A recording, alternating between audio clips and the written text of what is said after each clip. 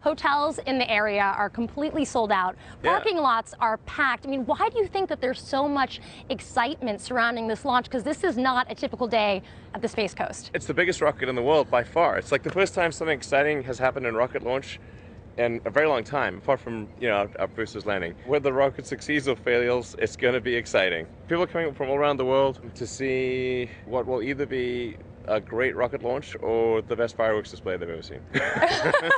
When you guys were first trying to land the booster from Falcon 9, you likened the difficulty level to balancing a rubber broomstick on your hand in the middle of a windstorm. Right. So how would you categorize the difficulty level of this launch? Well, it's kind of like balancing 3 rubber broomsticks in a windstorm. So the most thing I'm most worried about on ascent is that you've got these 3 rockets which are, even though they look stiff, they're kind of floppy under these high loads. So you could have the bodies bending and smacking into each other. You've got unbelievable sound levels and vibration levels. 5 million pounds of thrust is 18 747s at full blast. Yeah, so that's this is a lot. really crazy amount of power going through this, and it's really a miracle that that rocket holds together at all. The separation system that tosses off the side boosters has never been tested before in space, so that's going to be a big deal for that to work. And then, even once it's in orbit, it's going to be the longest coast mission we've ever done. So it's going to be coasting for 6 hours in just blackest space, deep in a vacuum.